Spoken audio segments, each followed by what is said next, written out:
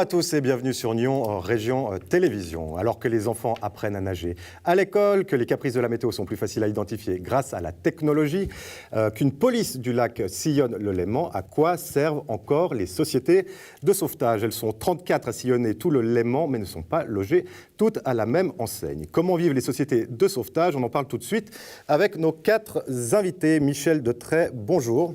Bonjour. Vous êtes président de la Société internationale des sauveteurs du Léman, la SISL. À vos côtés, Sacha Soldini, vous êtes président du sauvetage de Nyon. Bonjour. Bonjour. Numagro, vous êtes président du sauvetage de Rolle. Bonjour, bienvenue. Merci. Et enfin, Olivier Mélan, vous êtes président, vous, du côté du sauvetage de Coppet. Avant d'entamer nos discussions sur le sauvetage, je vous propose de regarder un petit reportage réalisé il y a 2 semaines à Saint-Pré à l'occasion de la fête centrale des sauveteurs du Léman.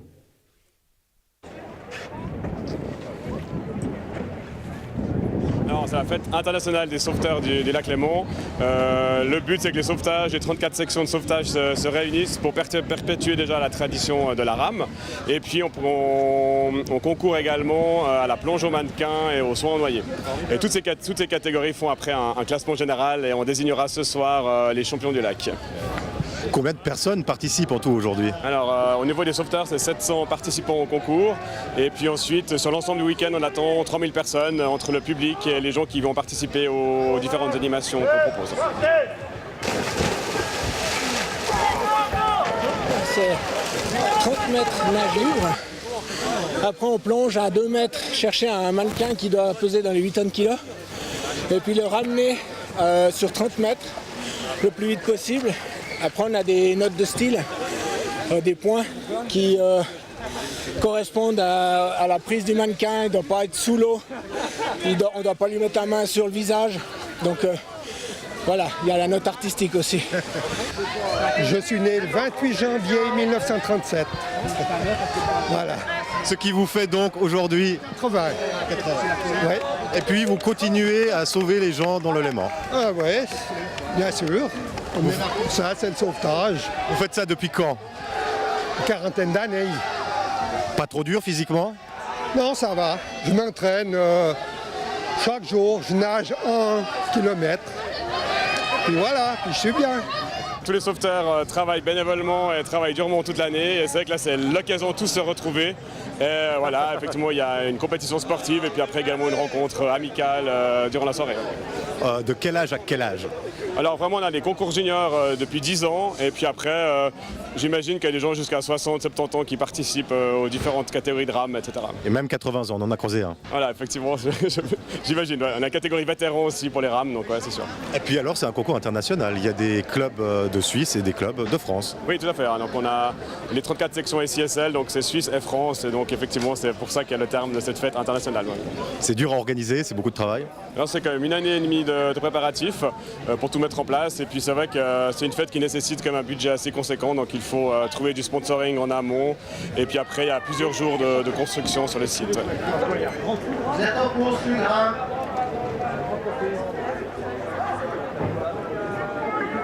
Moi, en 3, 31, 78. Voilà, on remercie Gilbert Cherboin du sauvetage de Coppet qui nous a aidé à tourner ces images il y a 2 ou 3 semaines. Messieurs, à quoi servent encore les sociétés de sauvetage? Il y a pourtant une police du lac. Alors, tiens, Michel Detray, vous qui avez un regard sur les 34 associations qui travaillent sur le Léman, à quoi ça sert ces sociétés de sauvetage? Alors, ça dépend un petit peu de l'endroit où elle se trouve. Effectivement, sur le canton de Vaud, on en a 19 et on est très proche de la gendarmerie vaudoise. On travaille en parfaite collaboration avec eux. Sur les rives genevoises, elles sont 5. Elles travaillent également avec la police. Sur les rives valaisannes, 2 seules sections. Il faut dire qu'ils n'ont pas un très grand lac par là-bas. Un très grand lac, pas une très bonne rive. Et puis les 8 sections savoyardes qui, eux, travaillent avec le STIS. Mais, comme je vous disais, sur ce qui concerne la partie vaudoise, donc nous suppléons dans chacun de notre secteur en première intervention à la gendarmerie du lac. Très bien. Alors, vous m'avez laissé entendre avant l'émission, puis je vais vous poser la question à vous, Numagro, que si la patrouille de police du lac est si restreinte et petite, c'est justement parce qu'il s'appuie sur les clubs, sur les sociétés de sauvetage. C'est bien vrai? Alors, certainement, mais nous ne sommes pas une police de substitution. Certainement pas. Nous sommes là, effectivement, pour intervenir rapidement. On est, en tout cas dans le canton de Vaud, on est alerté par la centrale de la police cantonale. Et donc le 117, toujours? On fait le 117, il n'y a pas de souci, il n'y a pas de problème. Et puis, souvent, c'est beaucoup plus simple d'avoir des personnes sur place, d'avoir un équipement sur place, plutôt que de venir dans l'endroit ou dans l'autre. Et ça permet comme ça d'intervenir assez rapidement et même de mettre en commun plus de moyens si les événements le nécessitent. D'accord, mais alors, votre rapport avec la police, vous vous croisez souvent, vous travaillez vraiment ensemble, alors ils vous donnent les signaux, vous y allez et puis ils interviennent? Alors, ils ne nous donnent pas le signal, ils transmettent l'information. Ils analysent l'appel, la centrale a les moyens, a la formation pour analyser l'appel de détresse ou l'appel d'un témoin. Après, ils définissent quel secteur est considéré, quel sauvetage sera engagé, 1, 2, voire 3 sauvetages. Et puis nous, ils coordonnent. En cas de gros problème, c'est le premier bateau sur place qui gère jusqu'à ce que l'organisation Est-ce qu'on peut dire qu'il y a, avec vos 2200, alors sur 34 sociétés de sauvetage, 2200 sauveteurs, 85 bateaux, est-ce que la flotte est plus grande que celle de la police? Évidemment. Évidemment, nos bateaux, ils sont beaucoup plus nombreux parce qu'au moins chaque société de sauvetage a au moins une unité d'intervention. Alors, j'aimerais en venir au fait que ceux qui gèrent le lac, vous avez parlé de termes de dépanneurs aussi avant l'émission, c'est bien vous qui gérez ça, c'est pas tant la police. Je vais donner la parole à Olivier Mellan, tiens. En fait, la police, quand on voit, elle a délégué tout ce qui est sauvetage aux sociétés de sauvetage. Eux, ils ne font pas de mission de sauvetage. Ils viennent en appui dans les cas graves pour coordonner les interventions, mais ils n'assurent pas de sauvetage dans le canton de Vaud, quoi. À moins qu'ils passent à côté, évidemment, ils ne vont pas... S'ils passent à côté, qu'ils voient un problème, ils s'arrêtent. Mais tout ce qui est une mission de sauvetage, et ils n'ont pas les moyens d'assurer ça. Ils ont 2 bateaux, je crois, maximum 3 dans le canton de Vaud. Ouais. Les moyens, justement, Sacha Saldini, vous les avez, vous êtes président de Nyon, on présume que le sauvetage de Nyon a un budget plus grand que celui de Coppet ou Rolle. Comment vous faites pour vous financer à l'année?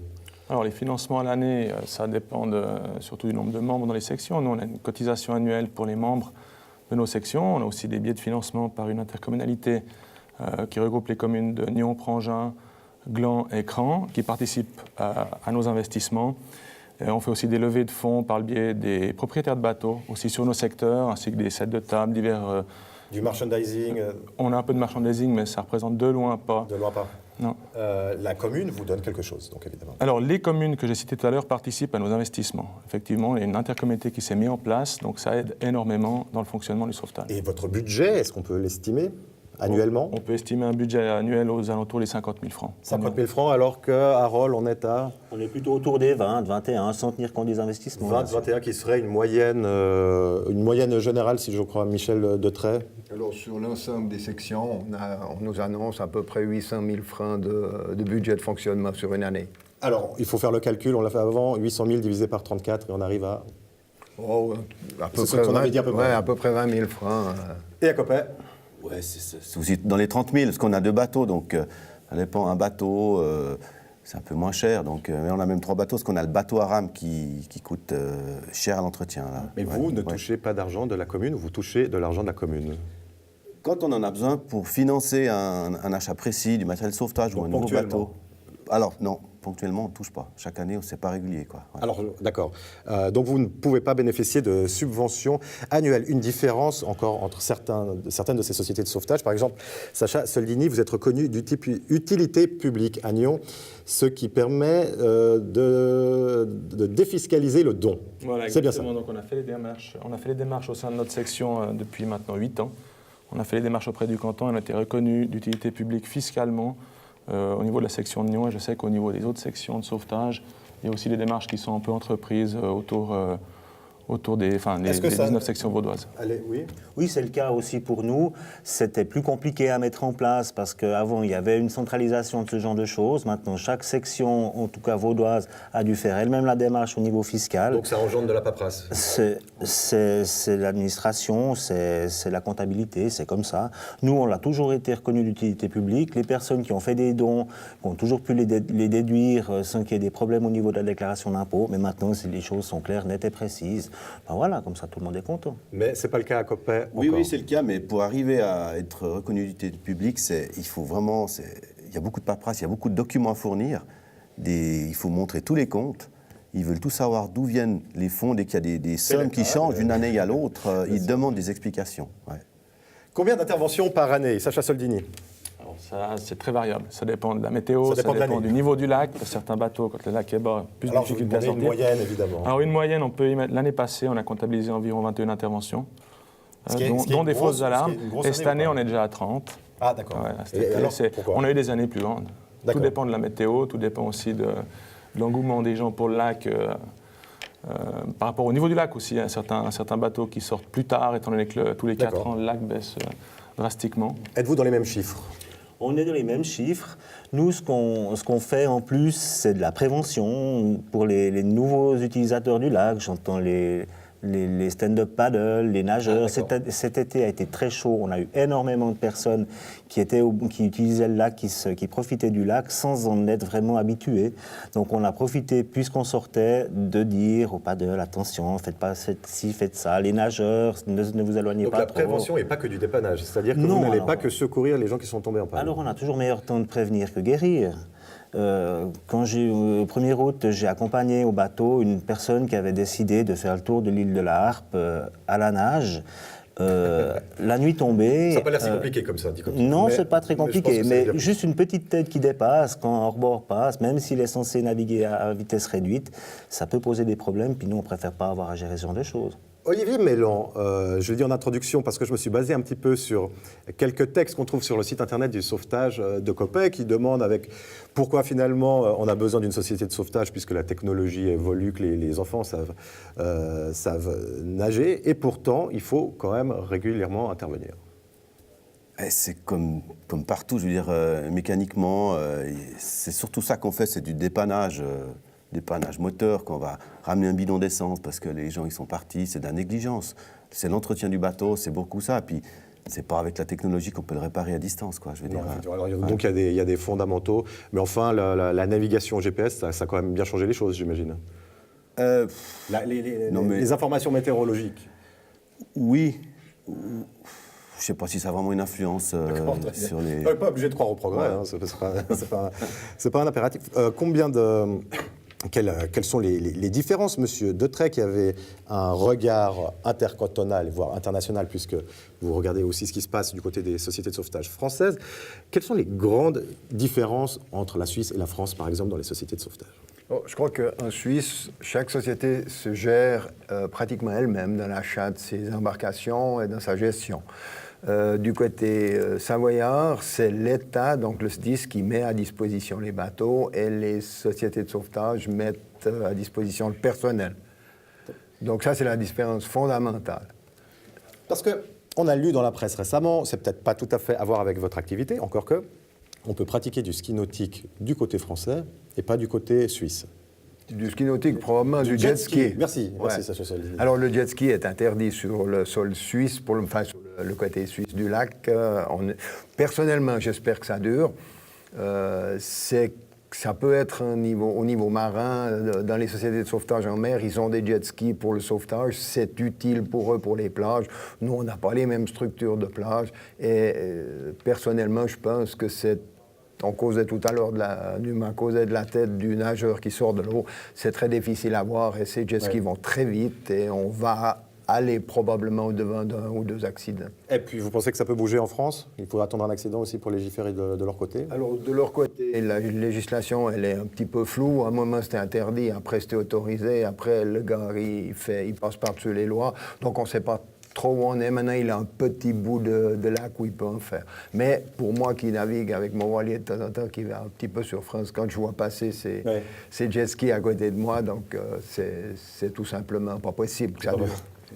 On l'a vu tout à l'heure sur les images de Saint-Pré.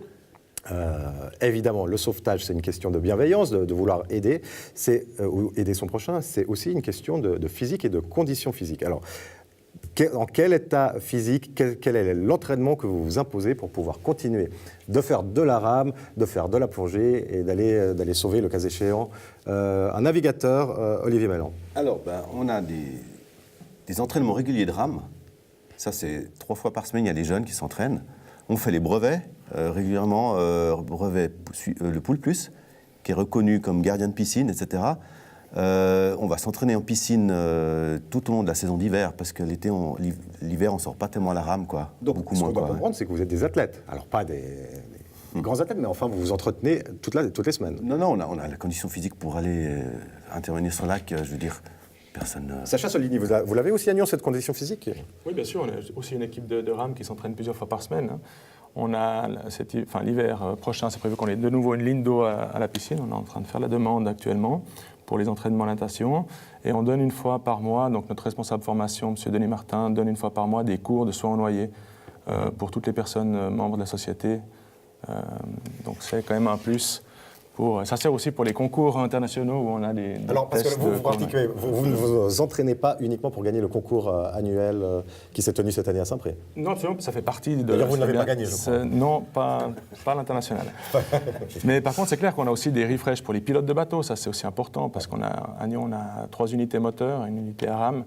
Donc, c'est quand même des bateaux qu'il faut savoir prendre en main. Il faut garder la main sur ces bateaux. Si on ne sort pas pendant une longue période, il peut toujours avoir des soucis. Donc, on essaie d'avoir un suivi optimal des membres, des pilotes. Alors, ce qu'on aimerait savoir, évidemment, c'est quelle est la proximité entre la tradition, on ne va pas se mentir, on sait que le coup de blanc est relativement régulier aussi au sauvetage, et la condition physique. Numagro.